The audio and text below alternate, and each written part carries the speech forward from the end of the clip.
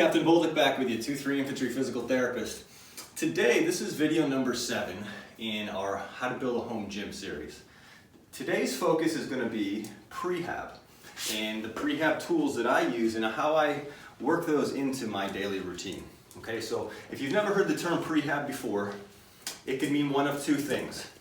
If we're going to take a patient, try to get them as strong as possible with the most range of motion as possible prior to a surgery, that is going to make the rehab side of things a little bit more successful. Okay, so we can refer to prehab exercises prior to a surgery, or we can refer to prehab as work that you do in order to prevent injury later on.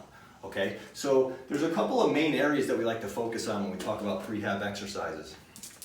And a couple of those areas are the shoulder and the hips. Okay, so I'm going to first start out by talking about the shoulder. And so when I talk about the shoulder, what we're talking about here is, do you have the stability at that joint?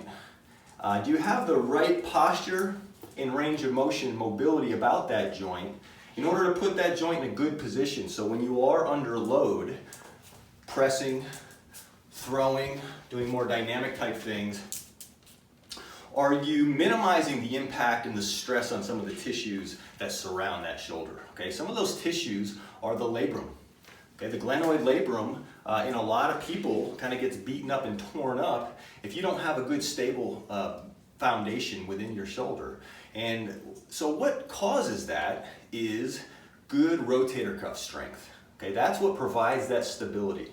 Okay, so the rotator cuff muscles, they act to keep that humeral head inside of that socket. Okay, if you look in the picture, you can see where the labrum is. It lines that socket.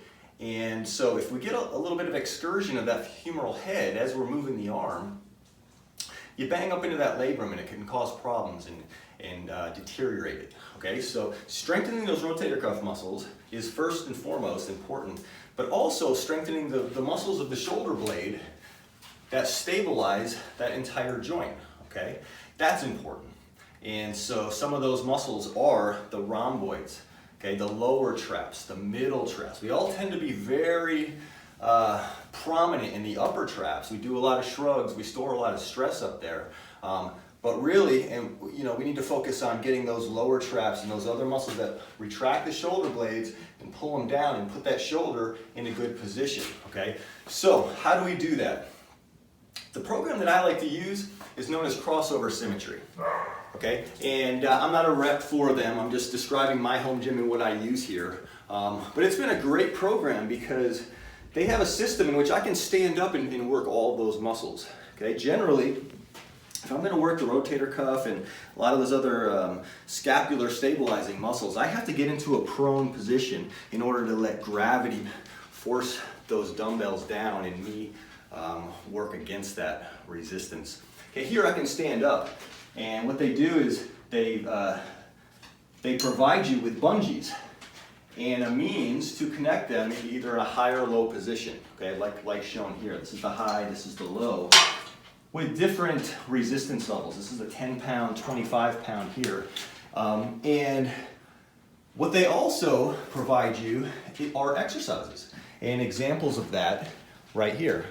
You know, so I can pick 3 exercises per day and build this into my warm-up. And that's going to allow me to get all that work in and work all those other muscles that we just talked about and prevent injury down the road. Okay, so I'm going to demonstrate a couple of those. Okay, first we're going to cross these handles over, so that's the crossover symmetry part. And now, always starting from an upright position, I'm just going to squeeze the shoulder blades and externally rotate here. So I'm getting the rhomboids as well as the posterior rotator cuff.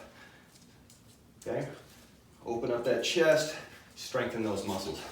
Okay, another important muscle, and this is known as the boxer's muscle, is the serratus anterior. And what that does is helps upwardly rotate.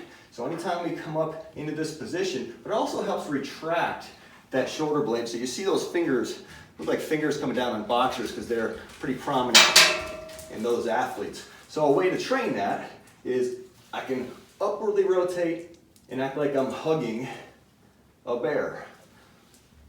Okay, and that's really getting that serratus anterior.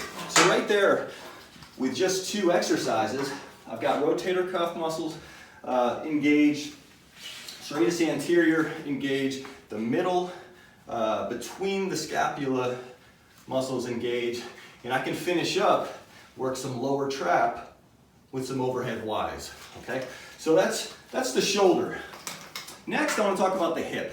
Okay, and there's a couple of systems that I like to use. One of them, Crossover Symmetry makes as well, and this is known as the hip halo.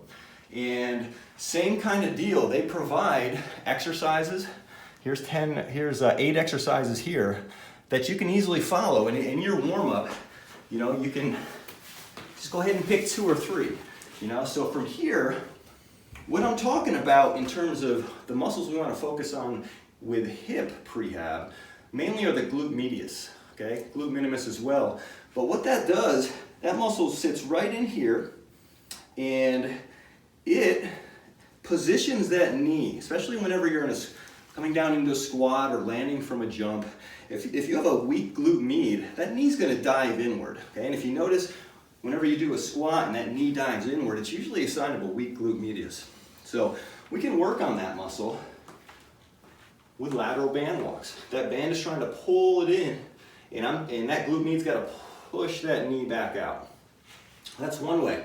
And just a couple other ways you can incorporate this into your day or your warm-up is get into a plank position. Now I'm working core, and then alternate squeezing the glutes at a 45-degree angle.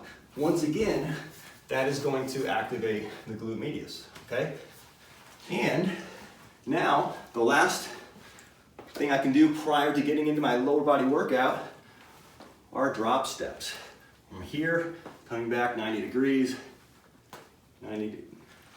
actually it's more like 45 degrees, but it's 90 degrees in that V shape, okay? So 3 exercises. Now, I'll finish up by saying that the warm-up is a great time to insert these exercises, but it's not the only time, okay? You could just do this workout as a recovery day, okay?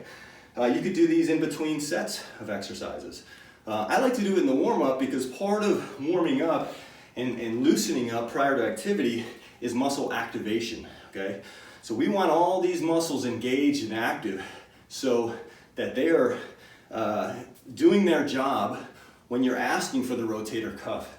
As you're pressing 300 pounds, you're asking for that rotator cuff to keep that humeral head in its place so it's not putting stress on those other tissues, okay? Same with the hip activation.